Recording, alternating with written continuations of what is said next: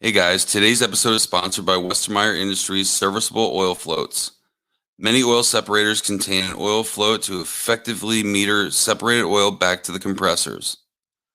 Westermeyer Industries has taken this concept and perfected it with their new line of serviceable oil floats. These floats feature an improved design with fewer components, allowing for greater manufacturer consistency and up to 20% increased oil flow versus their legacy models. These floats also feature an integrated magnet to shield the oil path from debris and have been field proven in supermarket applications. Westmeyer Industries offer replacement oil floats not only for their own separators, but also cross-compatible models for our competitor oil separators as well. You can find out more about the Westermeyer Industries serviceable oil floats by visiting westermeyerind.com/floats. Once again, that's westermeyerind.com/float. Let's get on with the episode. Hi, guys. Welcome to the Advanced Refrigeration Podcast. I'm your host, Kevin Compass. I'd like to take a minute to talk about one of our sponsors, Parker Sporlan, and thermostatic expansion valves. How can you guys always have the right thermostatic expansion valve for the right application without having to carry hundreds of valves in your truck? Well, that's simple. Using Sporlan's interchangeable cartridge-style valves. The Q valve for conventional and the BQ valve for balance port. It's as easy as 1, 2, 3. It serves thousands of unique applications. So 1, you just select the thermostatic element for your application. 2, you select the body style you need. 3, you select the right size cartridge for the application. These easy to select and assemble valves mean you always have the right valve for the job on your truck. For more information on the Q and BQ valves, visit sporlan.com. Thanks, guys. Enjoy the episode.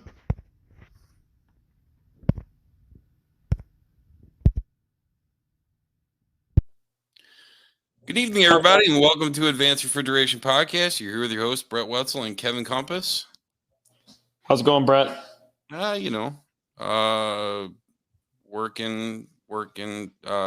on doing. I sent out a couple emails trying to figure out we're going to start doing some videos internal for work, and on top of that, we're going to have a database of just everything that we have going on, like as far as any kind of technical documents and stuff. So, everyone has access to it. How about you? What are you doing this week? Spent the beginning of my week taking condensers off curbs and rotating them 90 degrees and by hand with no crane. So that was a real cool. That was a real cool day. Setting them on curbs so we could set rack condensers. So I spent the better part of my Monday and Tuesday playing what condensing unit goes to what condenser, because not a single thing at this building is marked, and there is just lines crisscrossing everywhere. So it's more like, hope we don't cut a live line. That's awesome. Hey, I meant to ask you because I'm trying to get a list of things together. I'm still talking with Ketotherm KE2 and trying to get. We're going to do a podcast on all the issues that people have been having with these OGP, right? OGP, that's what they're called, OGP jobs. Yeah. What issues have you had on there? And if anyone's listening, feel free to reach out on us either on the Facebook group or Advanced Refrigeration Podcast at gmail.com. And any kind of problems you guys have been having, because I want to have a list of stuff ready for the guy from Ketotherm to make sure that any problems that you guys have had, I can convey that and bring that up in the podcast when we're talking about it. But what issues have you had? Not much besides the brilliant engineer that decided to stick the sprinkler heads 6 inches behind the coils, and they keep blowing the sprinkler heads. Yeah, they're like 6 inches off the back of the coil. Well, that's not a Ketotherm issue. That's a whoever engineered it issue. But nothing with like program. It's the only problems I was getting is where people have issues. But I mean, it's just been like sensor placement stuff. other than that, we had an weird issue the other day with the CTs, where it was set up for 3-phase and we only had single phase. So we had to get kind of creative with it. But other than that, we really haven't had too many issues with it. Gotcha. It's been pretty good. The biggest issue I've seen is guys bending the pins on the EEVs. Either that or like you said, not putting the sensor placement right. I gotta look at their setup. But I mean, when we were talking to Ryan the other night, I told him, where I thought they were, and like I said, I just got to compare where I put them versus where they put them, and see where they were at, because that was another issue that guys were having as far as sensor placement. Yeah, it's definitely sensor placement, and the other thing is lots of loose wires. Just making sure that everything in the panels is tight. Like I've been finding like half of them, like you could tug wires right out. Oh no! So I mean that's part of startup is going through and torquing everything. That's why I use a torque screwdriver and everything. Takes a little bit extra time, but you don't use the Dugga. I have stripped out more things to Dugga here lately, and actually I can't find my little handheld Dugga. My wife stole it, and I haven't got it back. So, well, tonight, guys, we're going to talk about the Eviro NC-2 and Nc3. I mean, one of the biggest differences between the NC-2 and the Nc3 is one has mechanical subcooling and the other one doesn't. But we're going to go through there's a little idiosyncrasies about each one. But Kev, why don't you start off? All right, guys, we're going to go over. I mean, you aren't going to see these a whole lot, but they're still out there, and they could be easily misdiagnosed. We're going to go over the NC-2 and Nc3. So what this is Tyler's version of the first version that drove floating head pressure. So Tyler was the driving force behind this, and this is what they were doing to float the head pressure. So back in the day, everybody wanted the head pressure high, which are still a lot of markets out there that are like that. They want the head pressure artificially high to get a pressure drop through for the expansion valves. Well, you don't need this. We've gone over this with the EnviroGuard. So as you lower your head pressure, you decrease your TXV capacity, just like the EnviroGuard. As you lower that liquid temp, and now you have good subcooled liquid coming in there, you increase that capacity right back up. So now with this, Tyler was able to start implementing floating head pressure more and more and lower than most people were.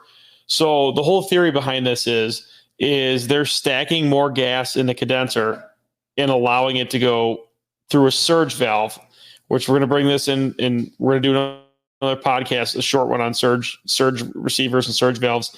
So what a surge valve is essentially is a solenoid or an actuated ball valve or a valve that allows you to bypass your receiver.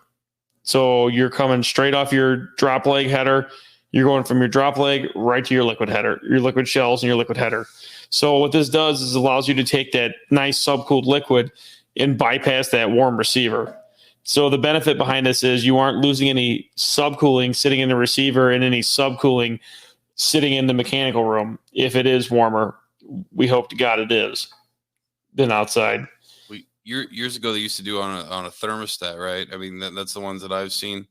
But I mean, nowadays, it with all these glided refrigerants, if I'm programming it, I'm going to do, not based off of drop leg temperature, but based off of, basically drop leg, subcooling itself. Cause I mean, depends on how low your pressure is. If you have it set for a stagnant temperature, you might not have, but 1 degree of subcooling, where, if you have it actually set where it's calculating it, obviously if your sensors and pressure transducers are accurate, that'd be a lot better to do it that way.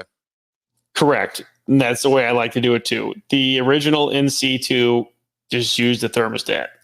So I generally cut that out and take control over that with EMS. And I'm using subcooling to cycle it.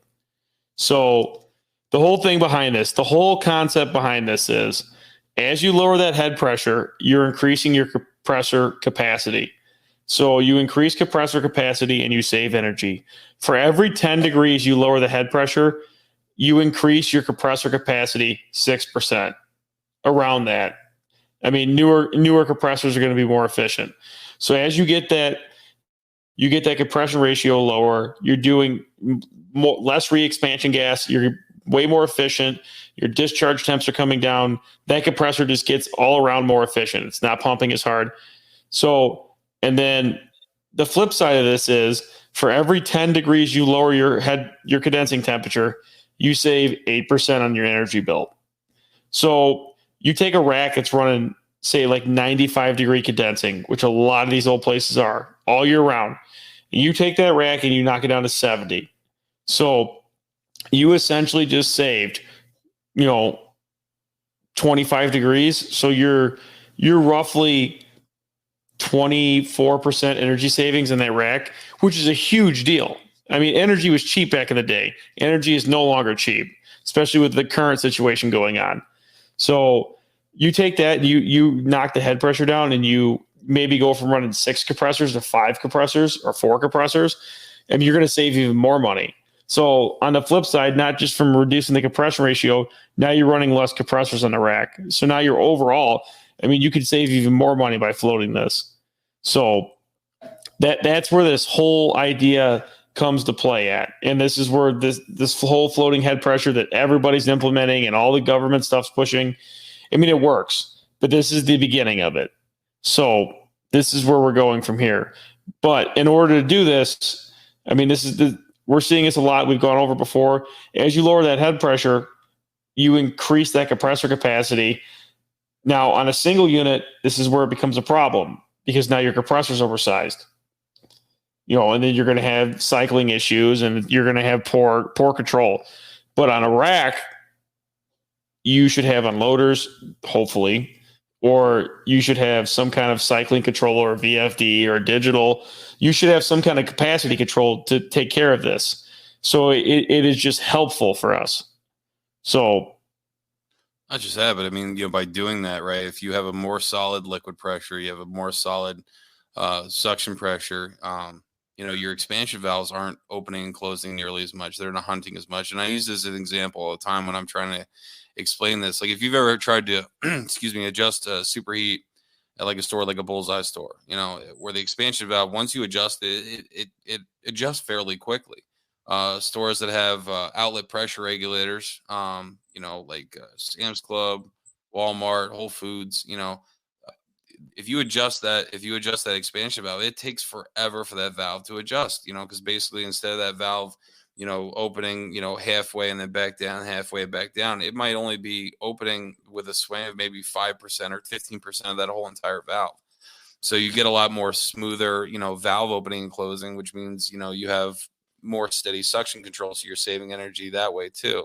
And remember, a supermarket, averages what is like 40, anywhere from 40 to 60% of their electric bill is for the refrigeration. That's it. So, we talk about, 2%, 8% really doesn't sound like a lot, but in the grand scheme of things, it's a shit ton. It's a lot.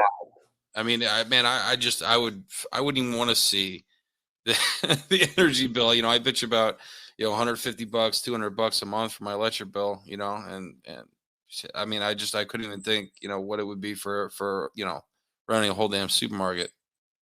For an independent, I've gone through and I've done a lot of energy stuff and I've looked at this.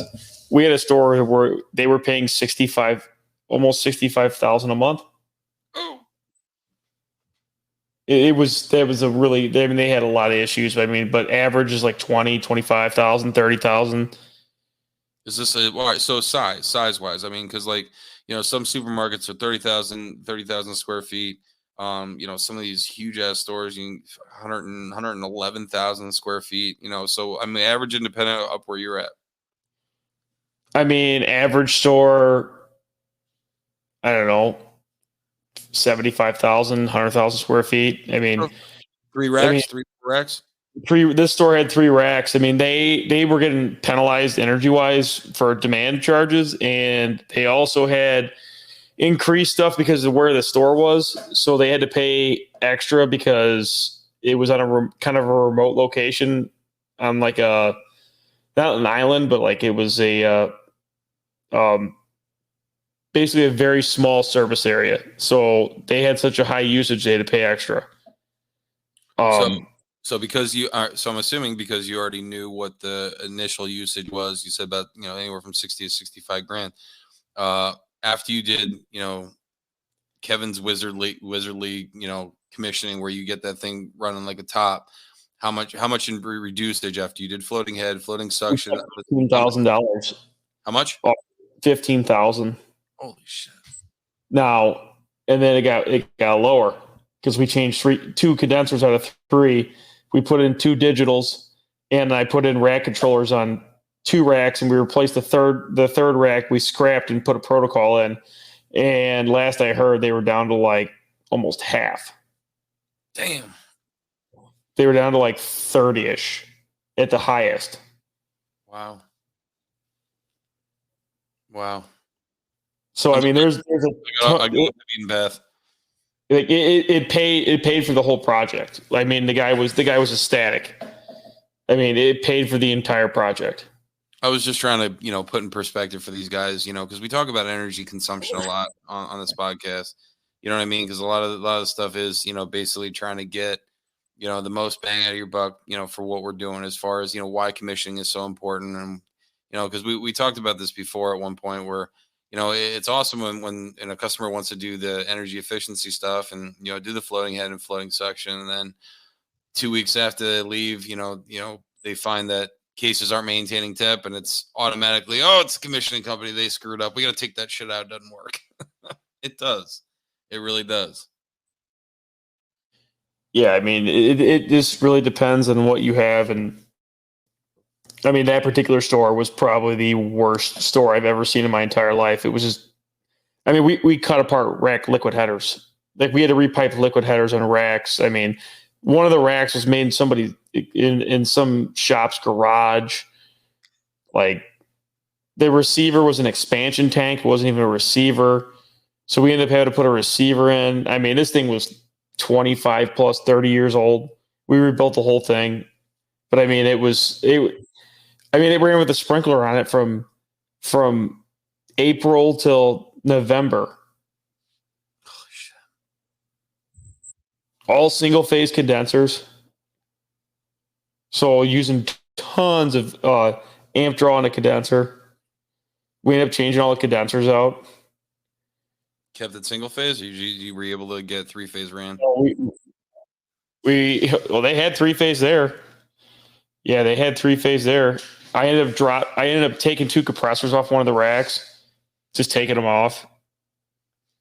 They didn't need them after we redid everything. They had all brand new cases, but they were just so set up so bad that,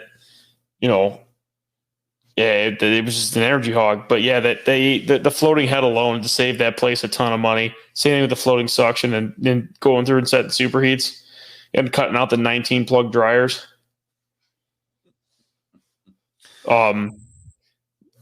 But so back to this NC-2 stuff. So the way this whole thing works is, what makes this different is the way that Tyler piped this. So coming down from your drop leg comes down, hits a ball valve, then goes to a T.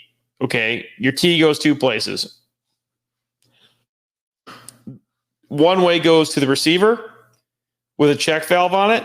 The other way goes to the bypass line with a check valve on it. So the liquid can go one of 2 ways. It's either going to go in the receiver or it's going to go around the receiver. So there's a A19 or a line voltage thermostat that is on the drop leg and it's set to 70 degrees. So anytime that valve or that line is 70 degrees and below, that's going to open up and allow your liquid to go around the receiver straight to the liquid header. Now, what this did is your fan settings were a lot lower. So you were trying to subcool all of the liquid and bypass the actual receiver. Now, on the receiver, they had an ORI valve. So either a pistol grip ORI or they had a A8 valve, depending on the rack size. It was generally smaller than the actual line going to the bypass, because the whole theory was here to not really use the receiver as much, and they wanted to keep the receiver the same pressure as the discharge pressure. So their whole theory behind this is they were trying to float that head and subcool as much liquid behind there as they could. So then you have outlet pressure regulator. It was usually a pistol grip outlet pressure regulator on the actual receiver for the receiver pressurization. Now, there's some settings on here that we'll go over real quick. These came straight from the Tyler book. If you could find it, it took me forever to find it. I haven't set these up in a long time, but if you dig hard, you could find these settings. Where'd it go? And just so you guys are aware, this does have a conventional flow through receiver. So it's not like, we were talking about EnviroGuards, the first gens, we said that doesn't have a, through and through receiver. It's basically considered a surge tank. For the NC-2 and the NC-3, they are a conventional receiver. So just be mindful of that. Yeah. So here's the deal. So NC-2, so they run, here's the settings for your ORI and your ORD valves. So I don't know why I said ORD. It's going to be your outlet pressure regulator. So CRO. CRO. Yeah, it's going to be a CRO, which is an outlet pressure regulator. Most of the time you'll hear them used for, crankcase pressure regulator, but the only difference between that CRO and the CRO that we're using is basically the difference in temperature, or I'm sorry, in your pressure, where basically a normal CRO for crankcase pressure regulator might be 0 to 80, 0 to 100. This one probably has a range of anywhere from 80 upwards of maybe like 200 or something. So I'm going to give you guys most of these in temperature just because I can't stand talking in pressure. So they're running roughly so we'll go pressure real quick. So what gas we using first? 404? We'll go 404. Right, so because there's no glide. Yeah. Okay. The IPR setting for 404 for low temps 150, which should be roughly 70. So it is 70. So they're running a 70-degree condensing for 404, and then for medium temp they're running, which I think this is a little they're running 189 for medium temp, which I think is a little high. I mean, you got to remember most of this stuff came up when they were just trying to implement this. So I mean, you can go a lot lower with this, and it'll still function fine. So we got about 85 degrees saturated if you guys are listening. Yeah. So now what they do is they set the fan settings lower, and they cause it to go through that actual bypass line. So your fan settings are going to be lower, so that way you could actually subcool that. I don't see the fan settings listed anywhere, but what I've always seen them is I've always seen the fan setting below the IPR setting. So if your IPR is 150, I've seen the fan set at 140. So the whole thing here is to actually subcool. You're going to bypass that IPR. So you're going to back that gas up in the condenser and bypass that IPR. That IPR and the outlet pressure regulator are there for a safety. Go ahead, Brett. Are those condensers more like the standard EnviroGuard, where they're basically where they're different, where they have larger pipe size going through the condenser? So I never really paid attention to that part of it. Most of them I see are 3/8 tubes. Most of the EnviroGuards are 1/2-inch tubes. But what the difference is usually there's usually no split, and they're usually full size condenser. So they're piped together. They usually don't split them, and it's full size condenser. So that's why they're stacking that thing full of gas. That's why you want that fan setting lower than that IPR, so that way you could stack that gas up there and actually subcool it. And you want it to bypass around there. Go ahead. we're gonna have to get Joe on here to explain the sizing of the condensers for Eviro guards. I'm kind of curious because, like, you have to size it for your load, but there's a certain amount of sensible heat, certain amount of latent heat, and I'm sure those numbers change, based off if you're doing an Eviro guard. So yeah, the way this is explained to me is you take all those calculations, but here's where the EnviroGuard starts they oversize the EnviroGuard by a lot. The EnviroGuard condensers are oversized by a lot, and that's because the condenser ends up being your receiver basically in the winter and summertime. So they're oversized by a lot. So it's like if you call Crack and tell them you're replacing this with an EnviroGuard condenser, they have a specific set of parameters they know to use. Like same thing with Bone. If you call Bone and tell them, hey, I'm going to change out this EnviroGuard condenser, this is my rack numbers and everything else, they know to upsize the tubes to and what they're gonna send you. So they all have a specific. There's some kind of like cheat sheet from Hill that they got from Tyler. I would just be curious to see what that looked like. I don't know. Today's episode is sponsored by Westermeyer Industries, the leaders in oil management and pressure vessels for the commercial refrigeration industry. Whether you're involved with designing a system or tasked with servicing one, Westermeyer Industries has been helping meet the needs of customers like you for the past 20 years. They offer a broad catalog of stock system components with an in-house team of engineers to assist with custom solutions as well. From oil separators and heat exchangers to system monitoring devices, Westermeyer Industries are a total system specialist with industry expertise, engineering know-how, and the manufacturing muscle to help you tackle problems and deliver solutions. But anyway, back to what you were saying. So you're maintaining, per their standards, you're doing about 70 degrees on your ORI, right? And then so 170 in the bypass is on is at 70. So I mean, as soon as you start holding back at all and you start stacking gas in that condenser, you're going to subcool it, and it's going to open up the bypass and it's going to go right through. But your fan setting has to be lower than that. That's where it differs. So on those, are you still maintaining about a 12 degree subcooling, 12 to 15? It's going to be whatever it's going to be. That's the thing. Okay. So like there's no subcooling set point. It's going to be what it's going to be. So as it stacks more gas in that condenser, and it's gonna drop. So this is where Tyler started pushing in. Like before, it was 25, 30 degree CTOAs, which is condenser temp over ambient. That's what all these older manufacturers used to use, was 25, 30 degrees. Tyler started when they pushed in this NC-2 and NC-3. They went to 10 and 15. So they're the ones that started this whole 10 and 15 degree TDs. So condensing CTOAs over ambient. So for low temp, they're using 10. For medium temp, they're using 15. So they're trying to subcool all that down. They're also trying to, they're floating that head and floating that TD at the same time. But it's all based off of the fan operation.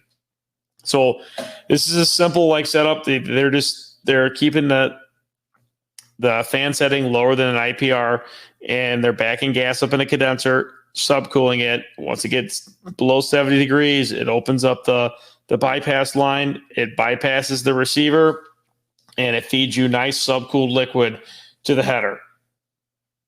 So in the wintertime, that thing's pretty much that bypass line is going to be wide open the entire time. 90% of the time I've seen it, that's a normally open solenoid on the bypass line. I've seen a couple of these where they've had nonstop problems and somebody changed it to an ME valve and they never rewired the thermostat. So it was working backwards. That's one thing.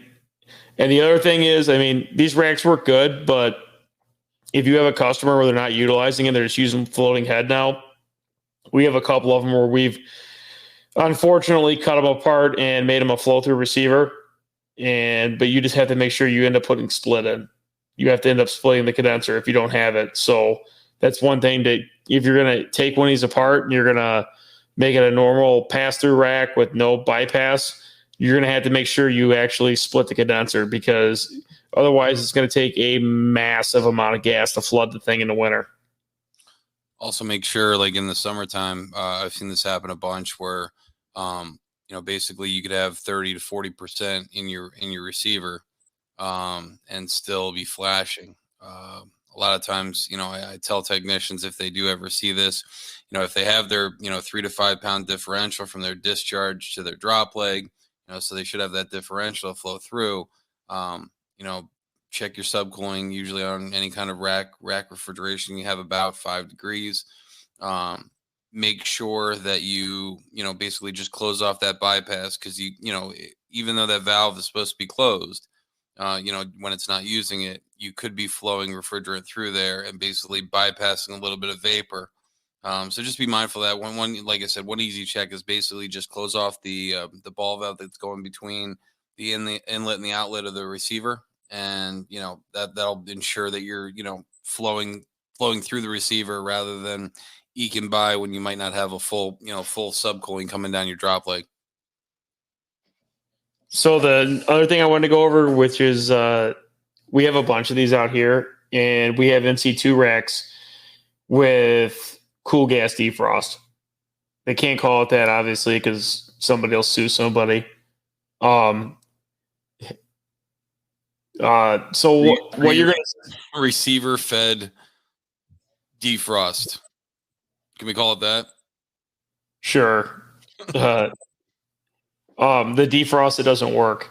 We'll call it that.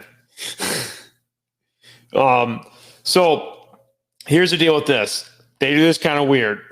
So you have 2 differential valves in this setup.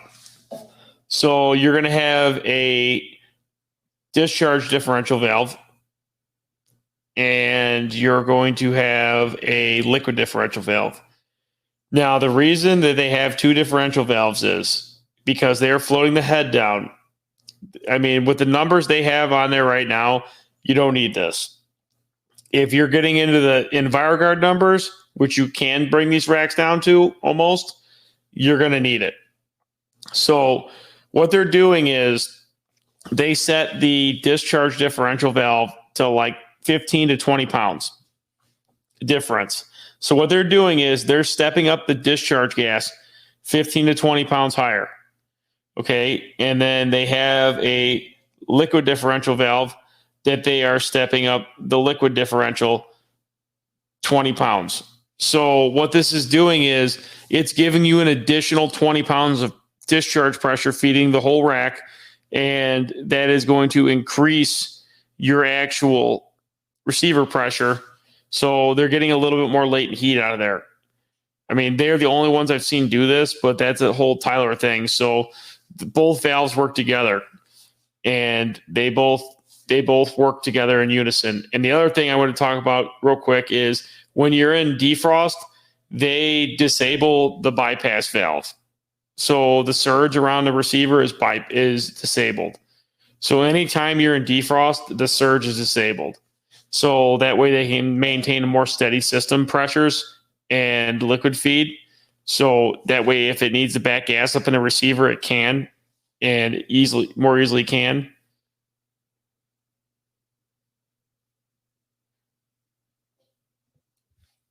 Oh, the other thing is with these racks, I mean, you're going to see the receiver levels vary dramatically. So in the wintertime, you may be 15, 20% at the coldest time. In the summertime, you may have like 65% sitting in the receiver. So obviously, you're going to stack that gas in the condenser. Oops, I don't know what that was. Just knocked something off my table.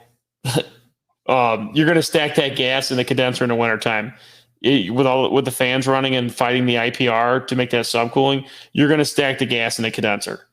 So in the summertime, you're going to be 90% vapor in that condenser. So what's going to happen is all that gas liquid's going to come out. It's going to be sitting in the receiver now. So I mean, when it gets colder out, you're going to need more gas to stack this condenser.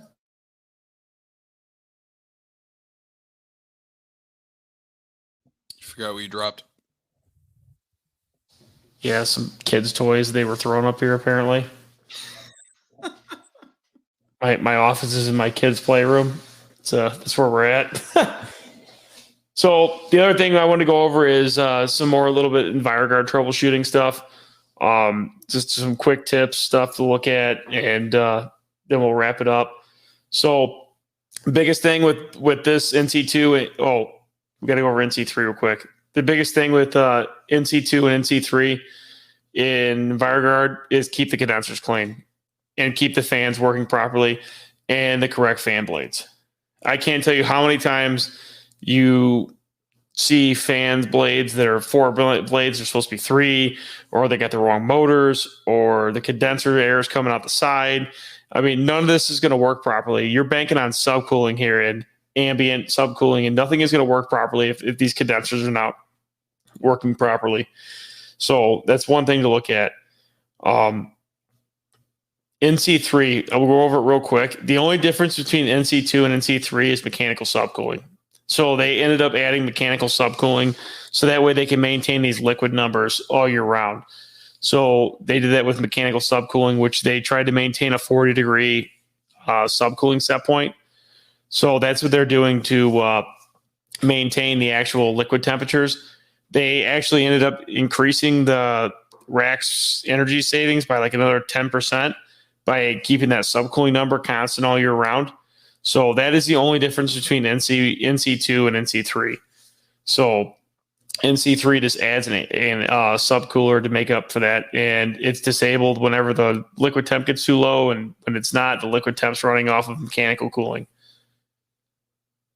Have you ever seen any of them with an outlet pressure regulator for those? I mean, because they're already running a low enough pressure, right? Yeah, I have not. They're already running a low enough pressure, and then in the summertime, they're just banking on it, making everything too big. I mean, this is almost before they started doing that. I mean, the oldest rack I've seen with an outlet pressure regulator is like 10 years old. I'm just trying to think. I haven't really. I think we have a rack that's at least 20 years old that has an outlet pressure regulator on it. I've seen some larger, like industrial size stuff with it on there, but not so much grocery store refrigeration. Got you. So we'll go over like the troubleshooting we started going over. So you have obviously keep the condensers clean, and then don't lock off the EnviroGuards like some of these guys like to. That is the dumbest thing I think you could do.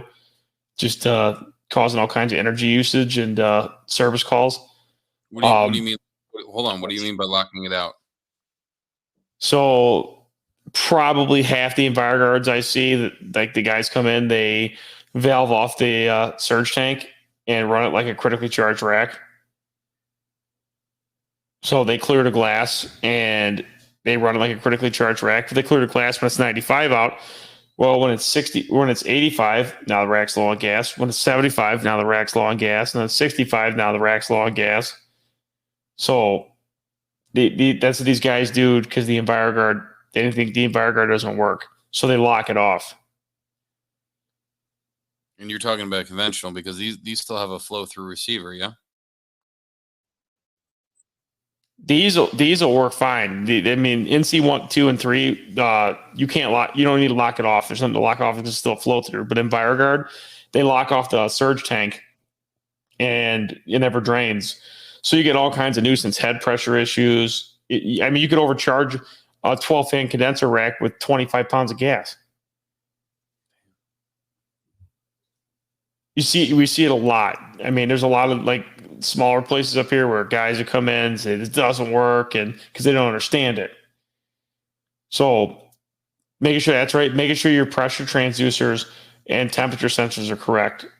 Tyler wanted you to offset the pressure transducer by the rise of the condenser. I don't do this if it's less than 15 feet. I don't offset transducers on the drop legs. If it's more than 15 feet, I'll check it and see what it actually is. Actual pressure drop. That doesn't make any sense to me because I mean, if the pressure is what it is, I mean, it is what it is. I mean, why the hell would you offset it? I don't agree with it either. So like they have an offset chart in there for like whatever. Say the condenser's 20 feet above, they want you to offset it like 2 pounds per, or it's like, I don't know the actual number. It's whatever the specific rate is for that refrigerant, specific gravity. So they want you to offset it. Like I've seen them offset as high as 10 pounds. Man, I'm gonna have to make a phone call. There's a guy that we work with. His name's Ray Kelly. He's one of the engineers. Badass dude, real cool man. And he used to work for Tyler for years, and doing the engineering for them. And so if anyone would know the guy, because like I don't understand why you would even do that. So they say it's increased pressure from the weight of the liquid refrigerant in the drop leg. But okay, I could see that on a static system. We're not running a static system. We're running a dynamic system where it's a fluid flowing all the time. So I don't see like it being 20 feet. Yeah, if you were 5 stories, because we had a Whole Foods that was the condenser was oh man, it had to been a bit of over 1,000 feet.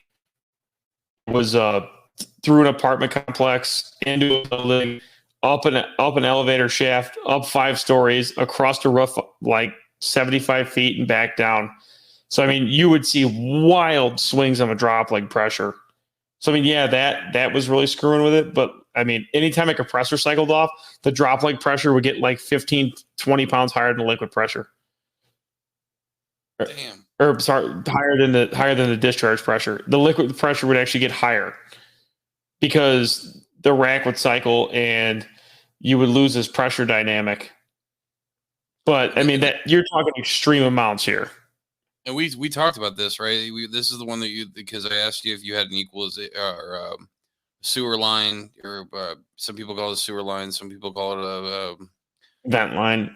Vent line, where basically it comes off the top of the receiver, and then basically if that were to happen, it basically is piped into the inlet of the discharge of the condenser. So basically, it prevents it, because basically what's happening is it's becoming vapor locked. And there's no flow, it basically starts stacking a ridiculous amount of gas, in your condenser. Yeah, looking back, I don't remember if it did or not. I haven't been in that store in probably 6 years. So, but I mean, I'm assuming it did, just for the fact that, I mean, it was Husband racks. I mean, they were pretty adamant about that.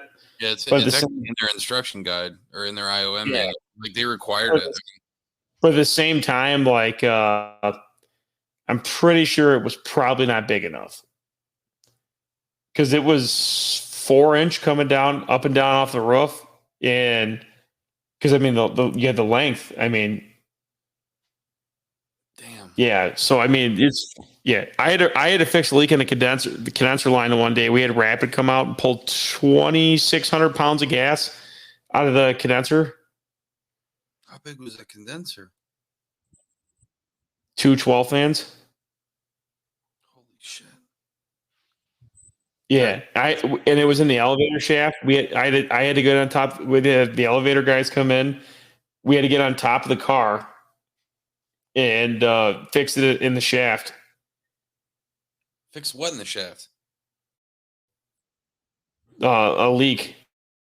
They had a crack on a coupling. Holy shit. Because they ran the lines in the elevator shaft.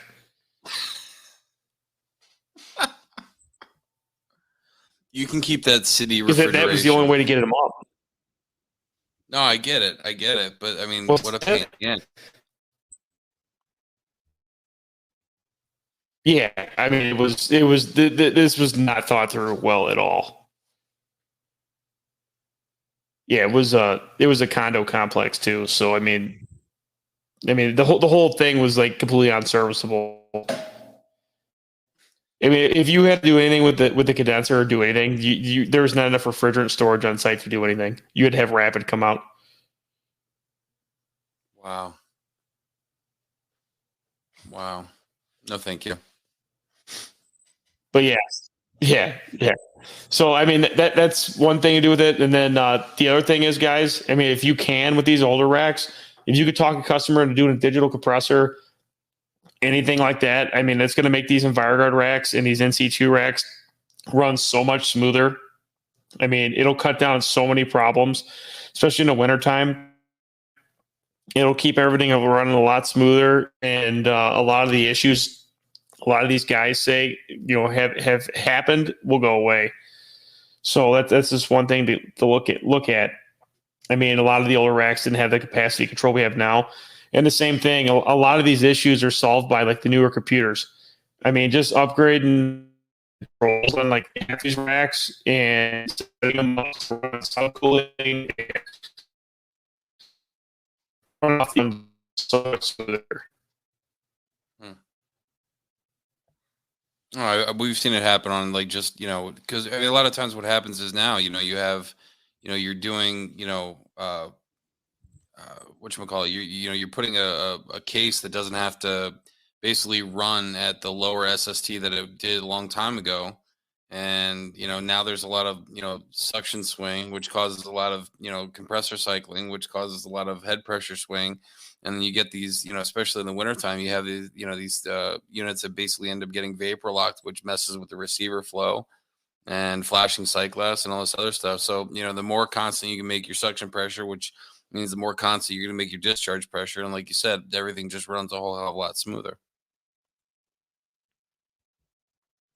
Now, the only thing you didn't cover is there is in the settings, there is a pressure difference as far as the setting when you're running some sort of gas defrost versus your, versus your electric defrost. Yeah. Yeah. So they run obviously lower set points with electric than they do with gas because you don't need that. You don't need that extra pressure, to get that latent defrost or that discharge gas defrost. But again, a lot of these settings you can go lower than them. I mean, these are just manufacturer recommendation settings. I mean, you got to remember this stuff was 10 years ago. I mean, there's people going lower, 15, 20 pounds lower than what these guys are going. So I mean, zero zone with the Costco racks is going way lower than what Tyler ever envisioned. Yeah, I mean, so I mean, you could push these. It's 99 pounds is the set point for the Costco. Yeah, and it's still defrost just fine. Yeah, it's that's one thing. Just play around with it a little bit. I mean, there's tons you can get out of these racks, but 90% of the problems are just got nothing up properly, or they don't have enough liquid in there, or they have sensors off, or they got the original fire, which that thing, it was nothing but problems until they got the computer control. The original guard, I mean, it worked, but I mean, why do that when you could put a cylinder in and save 10 service calls a year and not get any of those issues? So I mean that's the caveat to it, and that's the benefit of floating head refrigeration. I mean, we're able to get that head pressure down so much lower. I mean, you got to remember, I mean, most of the U.S. is below 70 degrees, except for that hell that you live in. Forgetting about Arizona, most of the year. So I mean, I mean, that's like, I mean, does it ever even get cold there? I mean, that sounds like hell. Yeah, you're probably dry right. Heat or not, that sounds like hell. Yeah. I don't care what they say. Dry heat is. When everything is water cooled condenser, that should tell you straight off the bat that you're in trouble. Yeah. When it's just like straight water cooled condensers, because they're getting tons of cooling with evaporation. Yeah, no, thank you. But all right, guys, I think we're gonna wrap it up for tonight. Make it a quick one. So have a nice night, guys. Thanks for listening. All right, guys. Thanks. Have a good one.